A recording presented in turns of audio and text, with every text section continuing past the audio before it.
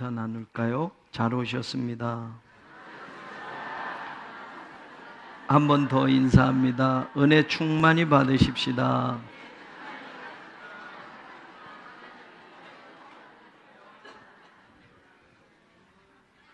우리 성도님들은 너무 착하신 것 같아요.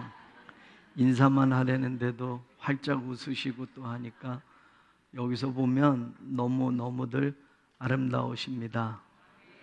네, 그래요. 이렇게 신앙생활하면서 천국 가면 좋겠습니다. 활짝 웃고. 예수님과 달리기 시합을 하기로 해서 기독교인들이 다 모여서 예선전을 치렀습니다. 그래서 드디어 예수님과 함께 달릴 수 있는 자격이 있는 사람 1등, 2등, 3등이 최종적으로 뽑혔습니다. 그래서 그들이 드디어 예수님과 함께 달리기 시합을 합니다. 막 달려서 제일 먼저 1등으로 들어간 사람이 있었고 두 번째 2등이 들어간 사람은 예수님과 똑같이 들어갔습니다. 그리고 마지막 한 명은 꼴찌로 들어갔습니다. 그런데 예수님이 이제 시상을 하려고 하는데 당연히 내가 1등이지 2등이지 내가 꼴찌 3등이지 라고 생각했는데 예수님은 똑같이 상을 주시는 겁니다. 1등, 2등, 3등 없이 첫 번째 들어간 사람은 어떤 상을 받았느냐? 주님의 길을 예비한 사람이다 라고 상을 줬습니다. 두 번째 예수님과 같이 들어간 사람은 주님과 함께한 사람이다 라고 상을 줬습니다. 꼴찌로 들어온 사람은 주님을 따르는 사람이다 라고 상을 줬습니다. 1등을 했는데도 3등을 똑같이 받으면 아멘 나올까요? 아멘 해야죠. 네, 여러분은 어떠십니까? 지금 여러분은 신앙생활 하면서 주님의 길을 예비하는 사람으로 교회를 섬기고 있고 주님을 기다리고 있습니까? 어떤 환경과 조건에도 흔들리지 않고 주님과 함께해라는 믿음으로 살아가고 있습니까? 주님만 바라보고 주님을 따르는 제자와 같이 살아가고 있습니까? 오늘 성경을 보면 예수님은 자기를 에워싸있는 많은 무리들 가운데 있는 모습을 보게 됩니다. 무리들이 지금 예수님 주변에 막 몰려들어서 예수님을 에워싸고 있습니다. 여러분, 예수님의 인기가 대단한 거지요. 그러니 많은 무리들이 예수님이 가는 곳마다 따라가요. 요즘 같으면 여러분 그 정도 인기라고 한다면 대단한 거 아닙니까? 내가 가는데 나를 위해서 나와 함께하는 사람들이 이렇게 많아라고 하면 여러분 그 인기를 가지고 대통령도 할 수 있을 것 같아요. 예수님도 마찬가지예요. 예수님을 따르는 수많은 무리들을 이끌고 제사장들에게 보여줄 수도 있고 바리새인들에게도 보여줄 수 있으면서 나를 따르는 사람이 이렇게 많다라고 자랑할 수도 있어요. 그 세상의 인기를 가지고 세상 것을 누리려고 하실 수도 있어요. 그런데 여러분, 예수님은 무리에 관심 두지 않았습니다. 무리들은 사실 목적이 있이 예수님을 따라가는 거예요. 예수님의 목적이 아니라 자기들의 목적이 있어요. 사실 이 무리들이 지금 예수님 주변에 몰려든 것은 마태의 기록으로 의하면 그 앞에 수많은 병자들을 고쳐주고 귀신 들린 자를 내쫓고 하시니까 사람들이 막 몰려든 겁니다. 내 병 고쳐주세요. 내 문제 해결해 주세요. 라고 몰려든 거예요. 그런데 무리들은 어떻습니까? 자기 문제 해결하면 예수님 떠나요. 자기 어려운 문제 해결하면 내 병 고쳐주면 다 예수님을 떠나는 겁니다. 무리들은 예수님의 목적이 아니라 자기들의 인생의 목적이 따로 있어서 예수님을 쫓아가는 겁니다. 오늘도 그 무리들이 예수님을 에워싸는데 예수님이 그 무리를 떠납니다. 떠나서 제자들에게 얘들아 우리가 저 건너편으로 가자라고 말하고 계십니다. 그때 한 서기관이 예수님 앞에 나왔어요. 그리고 하는 말이 이렇습니다. 예수님께 아뢰되 선생님이요 어디로 가시든지 저는 따르리다 라고 말합니다. I will follow you wherever you go. 예수님 어디로 가시든지 내가 따를 거예요 라고 예수님에게 말을 해요. 예수님의 대답을 보면 그 사람의 의도가, 그 사람의 뜻이 무엇인지를 아는 것 같았어요. 그러자 예수님이 그래 와라 라고 하신 게 아니에요. 예수님이 하시는 말씀이 여우도 굴이 있고 공중의 새도 자기가 깃들 거처가 있는데 인자는 머리 둘 곳조차 없단다 라고 말씀을 하셨어요. 이 말은 뭡니까? 어디 가시든지 내가 따르고 싶습니다 라고 그렇게 말했는데 왜요? 예수님이 말씀으로 병자들을 고치고 귀신을 내쫓고 권능을 보여주니 이 서기관, 여러분 성경을 많이 아는 사람이에요. 야, 대단한 분이야. 이분 따라가면, 이분이 가는 곳이 어디든지 그분만 따라가면, 이 정도 능력 있는 예수님을 따라가면 출세가 보장되지 않을까? 내가 이 땅에서 조금 더 성공하지 않을까? 아마 그런 기대였는지도 모르겠어요. 그러니까 예수님이 여우도 굴이 있고 새도 깃들 거처가 있는데 나는 머리 둘 곳조차 없다라고 말해요. 그러니까 이야기가 여기서 끝나버렸어요. 아니에요, 괜찮아요, 갈 수 있어요, 예수님 어디든지 가겠어요. 그 다음 대화가 없어요. 예수님 따라가면 뭔가 좀 세상에서 누릴 줄 알았는지 모르겠습니다. 예수님 따라가면 성공할 줄 알고 예수님 어디로 가시든지 따라가겠어요 라고 했는데 예수님 말씀은 이 세상에서는 나를 따라와도 이 세상에서는 보장되는 것 아무것도 없다. 나를 따라와도 출세, 성공, 나는 머리 둘 곳조차도 이 세상에는 없어 라고 말씀하시니 더 이상 이야기가 진전이 안 됐어요. 그러자 또 제자 중에 한 사람이 예수님께 나와서 말을 합니다.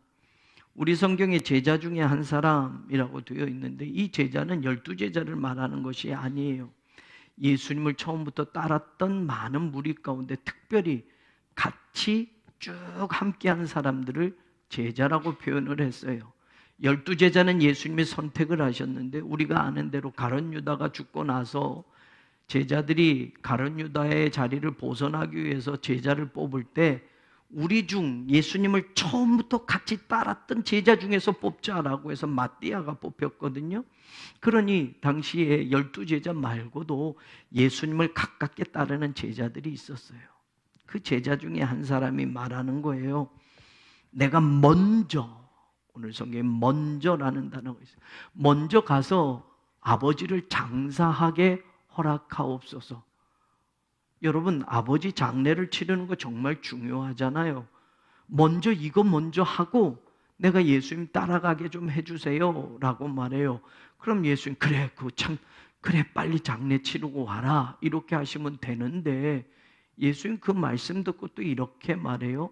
죽은 자들은 죽은 자들이 장례하게 하고 그 다음에 예수님이 하시는 말씀이 뭐예요? 너는 나를 따르라 라고 말해요. Follow me. 현재 명령으로 이야기해요. 여러분, 먼저 이거 하고 예수님 따라가면 안 될까요? 라고 했을 때 아버지 장례식이든 사업이든 뭐 어떤 자식 문제든 어떤 거든 상관없어요. 예수님을 따르는 사람이 되려고 한다면 먼저라는 우선순위가 언제나 예수님이 앞에 되어야 된다라는 말이에요. 그러니 먼저 이거 하고 예수님 따라가면 안 될까요? 라고 말할 때 장례식 하지 마가 아니라 지금 나를 따라오너라.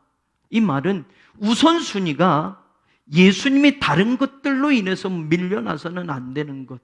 적어도 제자가 되려고 한다면, 적어도 예수님을 제대로 따르는 참된 제자가 되려고 한다면 먼저가 언제나 God first, 예수님 먼저가 되어야 된다라는 걸 가르쳐주고 있는 거예요. 여러분, 오늘 우리는 어떻습니까? 두 동사의 시제를 보면 처음에 나온 서기관은 미래 시제로 말해요. 내가 따를게요 라고 말해요. 어디로 가든지. 그러나 그 사람의 목적은 예수님이 아니라 예수님을 따라간다면 혹시 세상에서 내가 더 많은 것들을 얻을 수 있지 않을까? 그래서 예수님은 대답으로 나는 머리 둘 곳조차 이 세상에 없어 라고 말하니 더 이상 이야기가 진전이 안 돼요. 우리도 예수 믿으면서 이거 한 다음에 예수님 따라갈게요. 두 번째 제자처럼 이런 적은 또 없을까요? 먼저라고 할 때 여러분 인생 살면서 우선순위로 우리가 두는 것들이 얼마나 많습니까? 자녀들에게도 너 대학에 합격하고 나서 교회 다녀라고 하는 부모님은 한 분도 없기를 바랍니다. 많이 계시군요. 지금 수능시험 준비하고 있어요. 일단 대학에 합격하고 봐야지. 그리고 나서 교회 다녀. 그런데 대학 합격하고 나면 왜 이리 바쁜지 교회를 안 나와요, 보면. 여러분, 이런 사업들이 많은데 요거 먼저 정리한 다음에 그 다음에 내가 교회 열심히 봉사하고 출석할게요 라고 할 수도 있어요. 지금 이 문제 너무 커서 이거 먼저 해결한 다음에 그 다음에 내가 교회에 열심히 충성하고 봉사할게요 라고 할 수도 있어요. 그래요. 인생 살다 보면 여러분 정말 중요한 문제들이 얼마나 많이 있습니까? 그런데 정말 예수님을 따르는 제자가 되려고 한다면 먼저의 우선순위가 언제나 주님이 앞장서야 된다라는 겁니다. 그래야 제자가 될 수 있는 것이고, 그래서 주님은 우선순위를 말하는 거예요. 지금 나를 따라오너라 라고 말하는 거예요. 여러분, 우리의 인생도 마찬가지입니다. 자, 그런데 더 이상 이야기가 또 진전이 안 돼요. 그러니 예수님의 말씀대로 따랐던 것은 아닌 것 같아요. 그리고 오늘 본문은 어떻게 이어지냐면 23절에 배에 오르심에 제자들이 따랐더니, 이건 과거 시제로 되어 있어요. His disciples followed him. 여러분, 제자들은, 드디어 12제자들은 예수님을 따랐다라고 과거가 되어 있어요. 자, 진짜 이제 예수님이 따라오너라, 예수님 어디로 가지 따를게요, 이런 말들을 다 정리하고 진짜 예수님을 따랐던 제자들을 우리가 오늘 보게 되는 거예요.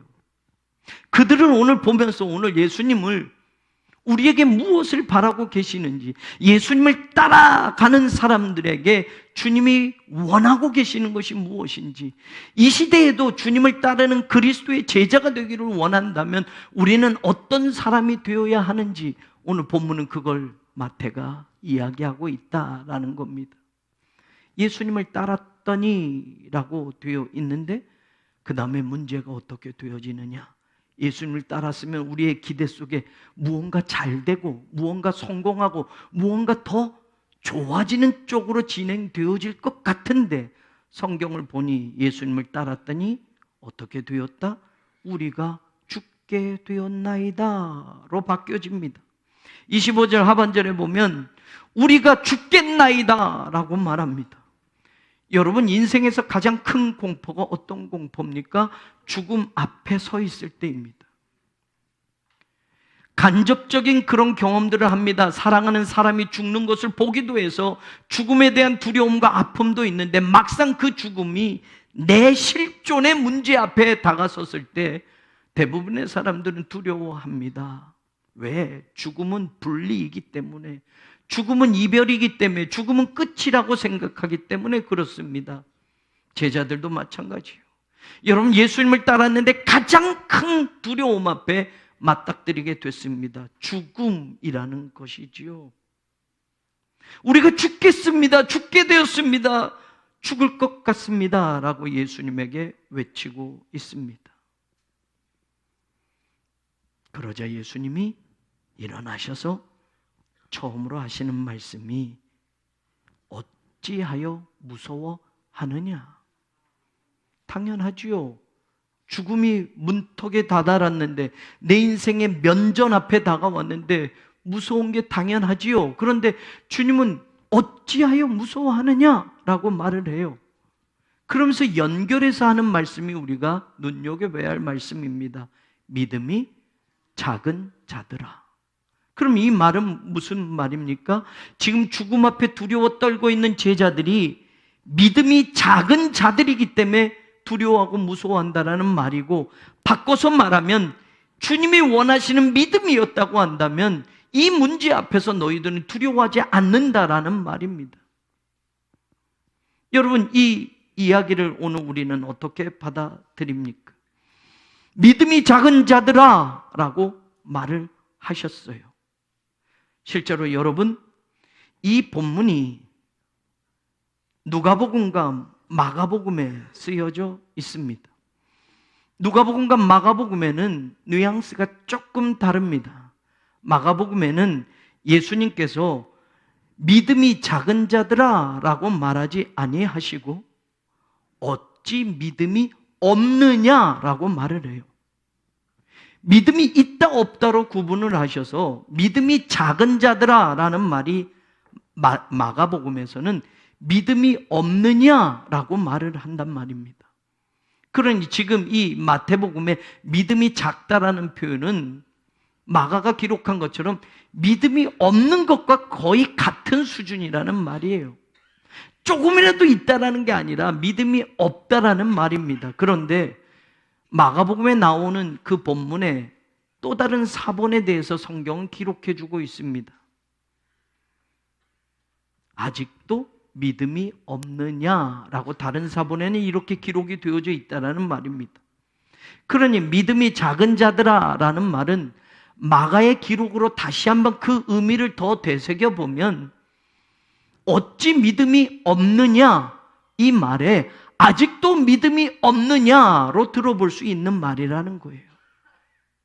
너희가 나의 제자로 함께 걸어온 길이 있는데, 나와 함께 지나온 인생이 있는데, 나를 따르며 내 말을 듣고 나의 기적을 보고 함께 여기까지 따라왔는데 아직도 믿음이 없느냐라고 주님이 이리 물으시는 것으로 마가는 의미를 해석하고 있어요. 여러분, 오늘 우리는 어떻습니까? 인생의 어떤 문제 앞에서 우리의 믿음은 어느 정도입니까? 우리도 똑같은 인생의 조건 속에서 죽음이라는 이 문제 앞에 섰거나 혹은 인생에 내가 해결할 수 없는 커다란 문제 앞에 섰을 때 우리의 믿음을 보시고 아직도 믿음이 없느냐? 믿음이 작은 자들아, 어찌하여 믿음이 없느냐라고 이렇게 물으실 수 있다면 내 믿음의 현 주소는 어느 정도냐라는 겁니다. 너 목회한 지가 27년인데, 너 목사로 사는데, 하나님의 말씀을 매주 전하는데 아직도 믿음이 없느냐라고 물으실 수도 있어요. 네가 교회를 다니고 세례를 받고 수없는 하나님의 말씀을 들어온 지가 30년이 넘었는데 40년이 넘었는데 이 평생 교회를 섬기며 살아왔는데 아직도 믿음이 없단 말이냐라고 물으실 수도 있어요. 무서움, 그것은 믿음의 문제였다라고 말씀을 하는 거예요. 그런데 여러분, 마가복음에서 누가복음을 또 보면 똑같은 이 이야기가 믿음이 작은 자들아 마태가 말한 것, 마가복음은 어찌하여 믿음이 없느냐라고 말한 것을 누가는 말입니다, 너희 믿음이 어디 있느냐라고 물으시는 걸로 나와요. 그러니 여러분, 네 믿음의 근거가 뭐냐라고 이 말을 다시 이렇게 해석할 수 있단 말이에요. 여러분, 오늘 우리의 믿음의 근거는 어디 있습니까? 인생의 조건과 환경이 있습니까? 내 앞에 문제가 하나도 없이 탄탄대로와 같이 열려져야 믿음이 생기고 믿음이 강해지고 믿음이 좋은 것처럼 주님 앞에 서 있는 것입니까? 인생의 먹구름이 들이오면 걱정과 근심 속에 있고 인생에 환한 태양이 비추면 내 믿음도 그와 덩달아서 아무 걱정 없는 믿음처럼 보여지는 겁니까? 그래서 누가복음은 네 믿음이 어디 있느냐, 너의 믿음의 근거가 무엇이냐라고 묻는 거예요. 인생의 조건이냐 환경이냐 묻는 거예요. 풍랑이 오면, 거센 물살이 오면 믿음이 없는 자처럼 떨어지고 조건과 환경이 좋아지면 믿음 있는 자처럼 살아가는 그런 모습이냐? 라고도 생각해 볼 수 있는 말씀이라는 거예요. 믿음이 작은 자들아. 그러면서 주님은 그들이 두려워하는 풍랑의 문제, 바람의 문제, 바다의 그 사나운 물결을 잔잔케 하셨어요.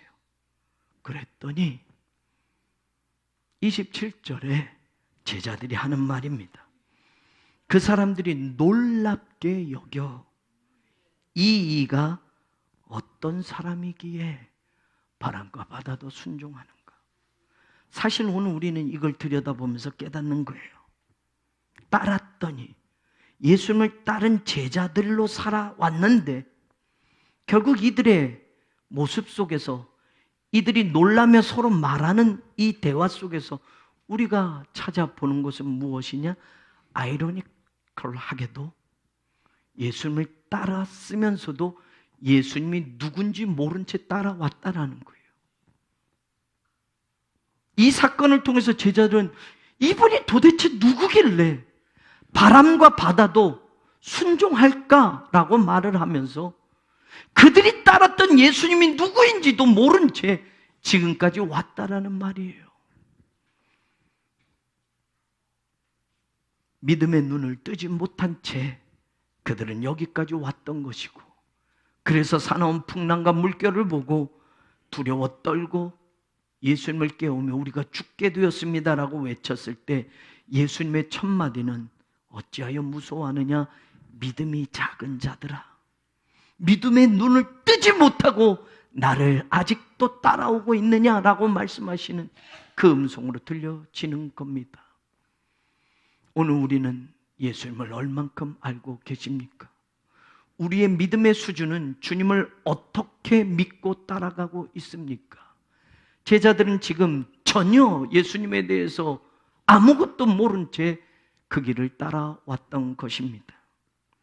오늘 이 사건을 통해서 예수님은 제자들의 믿음의 눈이 떠지기를 원했던 겁니다. 그들의 믿음이 무엇인지를 다시 한번 깨닫게 하시기를 원했던 겁니다. 그들이 깨닫지 못했던 믿음은 무엇인가? 그리고 그들이 갖추고 따라야 할 예수님이 어떤 분이신지를 믿고 따라야 할 그 신앙의 이야기는 무엇이었을까? 오늘 말씀을 통해서 우리가 한번 확인해 봅니다. 오늘 이 이야기는 예수님이 말씀하신 것으로부터 시작이 됩니다. 예수님이 호수 건너편으로 가자라고 예수님이 말씀을 하셔서 제자들이 따라간 겁니다. 예수님의 말씀이 있어서 제자들이 따라갔던 겁니다. 제자들이 먼저 절로 가지요, 저쪽으로 가지요, 옮기지요 라고가 아니라 예수님이 얘들아 저 건너편으로 가자라고 말씀하셔서 제자들은 따랐던 겁니다. 다시 말하면 예수님이 가자고 말씀하셨던 것이라면 예수님이 분명히 인도하실 것을 믿어야 되는 것이었습니다. 예수님의 그 말씀을 믿어야 되는 것이었습니다. 건너편으로 가자라고 말씀하셔서 그 말씀대로 따랐다고 한다면 인생의 조건과 환경이 갑자기 뒤바뀌어져도 예수님의 말씀을 믿고 예수님이 인도하실 것을 믿고 가야만 했던 것입니다. 예수님이 인도하실 것을 믿어라 라는 겁니다. 왜요? 예수님의 말씀이었기 때문에 그렇습니다. 실제로 이 사건 앞에 마태는 중요한 사건을 기록해 주고 있는데 예수님의 말씀과 관계되어서 나오는 말이에요. 이 8장 안에 제일 처음에 나오는 사건이 무엇이냐면 나병 환자의 이야기가 나오면서 가버나움의 백부장의 믿음의 이야기를 하는 장면이 나옵니다. 하인이 아파서 백부장이 예수님을 찾아갔어요. 그랬더니 예수님이 고쳐주겠다고 가자라고 하니 백부장이 아니요, 주님이 집까지 오실 필요가 없습니다. 다만 말씀으로만 하옵소서. 말씀만 하시면 됩니다 라고 합니다. 그러자 예수님이 그의 믿음을 칭찬해요. 내가 이스라엘 중에 이런 믿음을 본 적이 없다. 그러면서 예수님이 결론으로 말하는 게 뭡니까? 믿은 대로 될지어다 라고 말해요. 말씀으로만 하십시오. 그러면 될 겁니다. 그래, 그러면 그 말씀으로만 하면 될 것을 믿은 그 믿음대로 될지어다 라고 할 때 하인이 나왔습니다. 그 이야기에 뒤어서 오늘 이 믿음의 이야기를 또 하는 겁니다. 믿음이 작은 자들아, 그 앞에 이만한 믿음을 본 적이 없다. 이만한 믿음은 어떤 믿음이냐? 말씀만 하십시오. 그대로 될 줄로 믿습니다. 그래, 믿은 대로 될지어다. 이 이야기를 마태는 앞에 기록하고 오늘 이 풍랑의 이야기를 기록하고 있습니다. 예수님이 말씀하셨습니다. 저편으로 건너가자 말씀하셨으니 예수님이 인도하실 것을 믿으라라는 말입니다. 예수님의 말씀은 반드시 이루어질 거라는 걸 믿으라라는 말입니다. 풍랑이 오고 물결이 거세도 예수님이 말씀하셨기에 그 말씀은 반드시 성취되어질 것이고, 예수님이 말씀하셨기에 예수님이 인도하실 것을 믿으라라는 말입니다. 저는 우리 성도들이 그런 믿음을 갖는 사람들 되기를 원합니다. 그런 믿음을 가지고 예수님을 따라가는 사람들 되기를 원합니다. 하나님의 성전 건축이 더딘 것 같습니다. 문제가 생길 것 같습니다. 풍랑이 있는 것 같습니다. 우리 힘으로는 해결할 거 없을 것 같습니다. 그런데 여러분, 주님이 말씀하신 거라면, 주님의 계획 속에 있다면 이루어질 것을 믿으십시오. 우리 힘과 우리 능력이 아니라 주님이 인도하실 것이기 때문입니다. 그래요, 여러분. 예수님이 인도하실 것을 믿는 사람들 되시기를 바랍니다. 주님을 따르는 사람들이 갖추어야 할 믿음의 첫 번째 믿음이 바로 이겁니다. 말씀하셨으니 말씀대로 이루어질 것을 믿고, 말씀하신 그분이 우리를 끝까지 책임지고 인도하실 것을 믿고 따르는 사람들이 될 때 우리 안에 이런 놀라운 기적을 체험하는 믿음의 역사를 보게 될 줄로 믿습니다. 제자들은 예수님을 알지 못했는데 예수님이 어떤 분이신가? 예수님은 배 안에서 주무시고 계셨습니다. 문제는 주무셔서 아무것도 하지 않는 것 같고, 주무셔서 아무 말씀도 하지 않는 것 같지만 중요한 것은 무엇입니까? 주님은 지금 제자들과 한 배를 타셨다라는 겁니다. 주님은 배 안에 지금 제자들과 함께 있다라는 말입니다. 그런데 주님도 죽고 제자들도 죽을까요? 주무시는 것 때문에 예수님도 그 배가 침몰해서 제자들과 함께 죽게 될까요? 아니요. 주님이 함께 하신다라는 것을 믿지 못하고 있습니다. 주님이 지금 배에서 주무시기는 하지만 지금 제자들과 한 배를 타고 제자들과 함께 있다라는 사실을 제자들은 믿지 못하고 있습니다. 깨어나서 제자들처럼 노를 젓지 않아도, 주무시는 것처럼 지금 아무것도 하지 않는 것 같아도 중요한 것은 주님이 제자들과 함께 하신다라는 말입니다. 인생의 문제가 찾아올 때 주님이 아무 말씀 안 하시는 것 같습니다.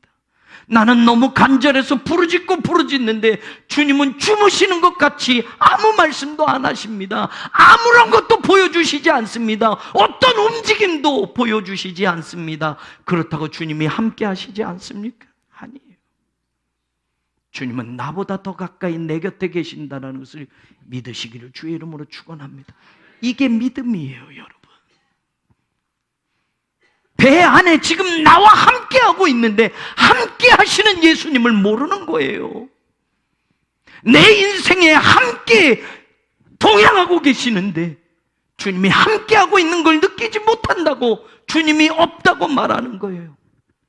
우리 교회 83년 전부터 주님의 몸된 제자의 주님이 함께 하시며 여기까지 걸어오셨는데 눈에 보이는 게 없다고, 움직여지는 게 없다고, 말씀이 안 들린다고 주님이 함께 하심을 믿지 못하는 거예요.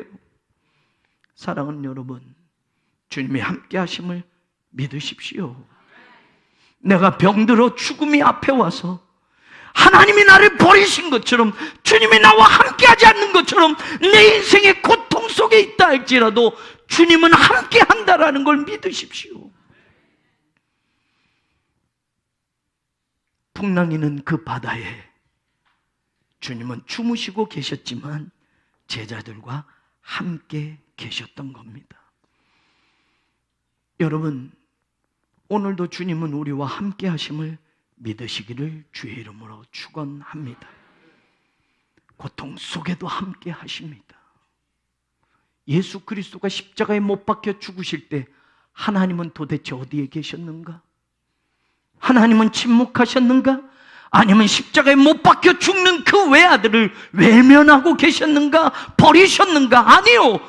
그분과 함께 십자가에 못 박히시는 그 고통을 느끼시며 하나님은 거기 계셨던 겁니다. 오늘도 우리의 인생에 함께 하시는 주님이 우리 주님이라는 걸 믿는 믿음이 바로 저와 여러분 것이 되기를 주의 이름으로 축원합니다. 주님이 함께 하시는 한 그 배는 침몰하지 않습니다. 주님이 함께 하시는 난 이 교회는 주님 오신 날까지 건재할 것입니다. 주님이 함께 하시는 한 내 인생은 주님이 끝까지 동행하시며 책임져 주실 겁니다. 이 믿음을 끝까지 가지고 따라가는 그리스도의 참된 제자들 되기를 주의 이름으로 축원합니다. 마지막 보면 26절 하반절에 곧 일어나서 바람과 바다를 꾸짖으시니 아주 잔잔하게 되거늘. 그렇게 거센 물결과 풍랑이 언제 그렇게 사나웠더냐라고 할 정도로 아주 잔잔하게 되었다라고 말해요. 여러분, 주님은 우리의 인생의 모든 문제를 해결하실 수 있는 능력의 주님임을 믿으십시오. 예수님이 해결하실 것을 믿으십시오. 그 거센 풍랑도 아주 잔잔하게 된다라는 걸 믿으십시오. 우리 교회 성전 건축의 문제도 마찬가지요. 여러분의 인생의 문제도 마찬가지요. 그 사납고 거센 물결이 가로막혀 더 이상 진전이 없을 것 같고 더 이상 여기서 끝날 것 같아도 주님이 해결하여 주실 것을 믿으시기를 바랍니다. 주님의 말씀이면 그 사나운 물결도 아주 잔잔하게 되어졌다라는 사실. 그런데 여러분, 여기서 우리는 또 한 가지 중요한 사실을 깨달아야 합니다. 주님이 그 풍랑과 그 바다를 잔잔하게 하시는데 여러분 26절 하반절에 보면 방법이 있었어요. 일어나서 바람과 바다를 어떻게 하셨다?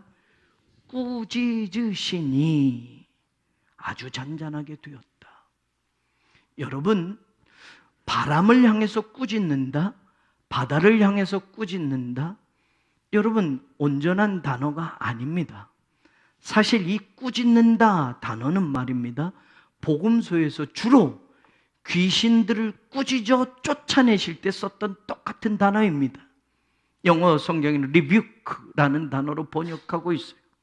바람과 바다를 꾸짖는다라는 말에는 여러분, 바람과 바다를 통해서 거센 물결이 일어나는 그 배후에는 사탄의 음모와 계략도 숨겨져 있다라는 말입니다.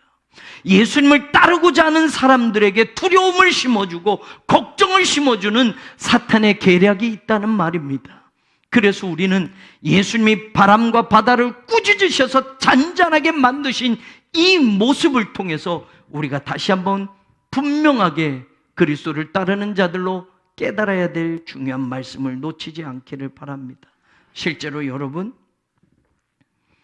예수님께서 이 사건이 있기 전에 여러분 보면 14절에 가서 보면 베드로의 집에 들어가서 그의 장모가 열병으로 앓아 누운 것을 보시고 그의 손을 만지니 열병이 떠나가고 라고 되어 있습니다.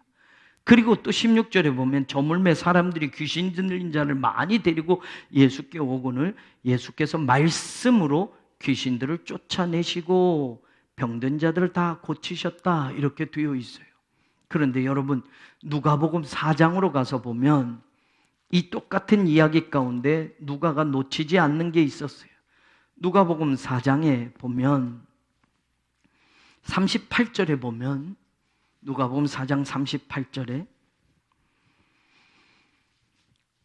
똑같은 시몬의 장모, 그 집에 들어가는 장면이 나오고, 시몬의 장모가 중한 열병이 걸려 있는데 예수님께서 그 집에 들어가십니다. 그래서 39절에 그 시몬 장모의 열병을 고치시는데 예수께서 가까이 서서 열병을 어떻게 했다? 꾸짖으셨다. 그러자 병이 떠나고 라고 되어 있어요. 여러분, 누가는 의사였습니다. 병이 고침을 받고 병이 나았다라고 하는 전문적인 병이 치료되어졌다, 나았다라는 동사를 쓰지 않고 떠나갔다라는 동사를 썼어요. 그런데 예수님은 열병을 꾸짖으셨다라고 말을 해요. 그 열병 속에, 그 열병 너머에 사탄의 음모가 있습니다. 베드로의 장모가 아픔으로 베드로가 온전히 예수님을 따르는 삶을 살지 못하게 두려움과 걱정에 묶어두려고 하는 사탄의 계략이 있습니다.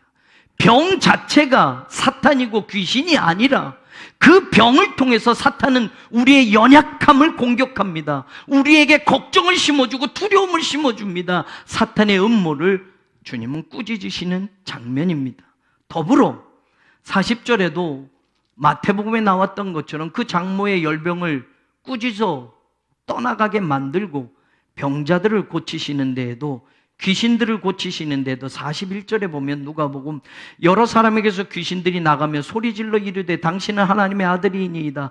예수께서 꾸짖으사 그들이 말함을 허락하지 아니하셨다.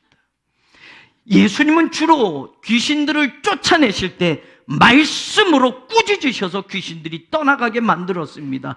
쫓겨나게 만들었습니다. 오늘 풍랑과 바다를 잔잔하게 하실 때에도 말씀으로 꾸짖어서 아주 잔잔하게 하셨다라고 성경은 가르쳐주고 있습니다.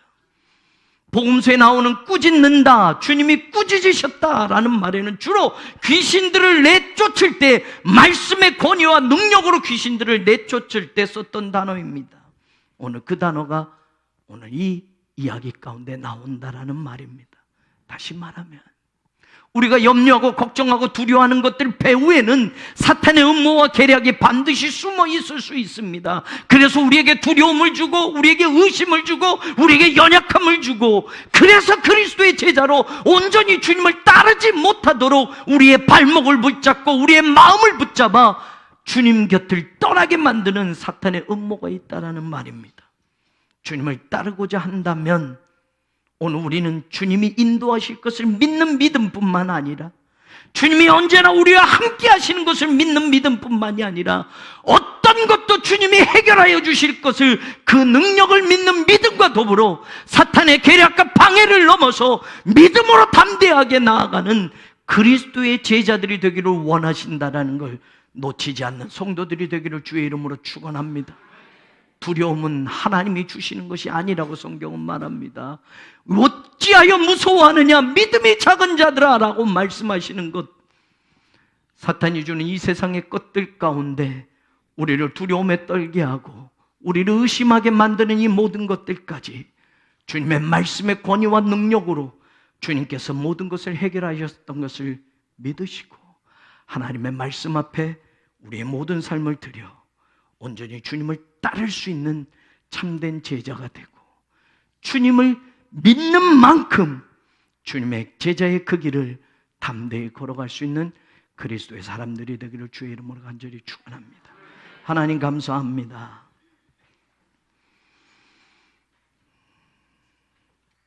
정작 예수님을 따랐지만 예수님이 누구인지 모른 채 따라갔습니다. 예수님이 말씀하셔서 따라간 그 일들이 주님이 말씀하셨다면 반드시 인도하여 주실 것을 믿고 주님 그 길을 걸어가게 하여 주옵소서. 주님이 언제나 나와 함께 하심을 믿고 따라가게 하여 주옵소서. 주님이 해결하여 주실 것을 믿습니다. 아무리 커 보여도 주님의 말씀의 능력으로 주님이 모든 것을 잔잔하게 하셨던 것처럼, 그리고 세상의 그 모든 것들 뒤에 숨어있는 사탄의 계략을 꾸짖으시어 쫓아내신 것처럼 오늘도 주님의 말씀의 권능을 믿고 주님을 따라가는 참된 그리스도의 제자들이 되게 하여 주옵소서. 예수님 이름으로 기도합니다. 아멘.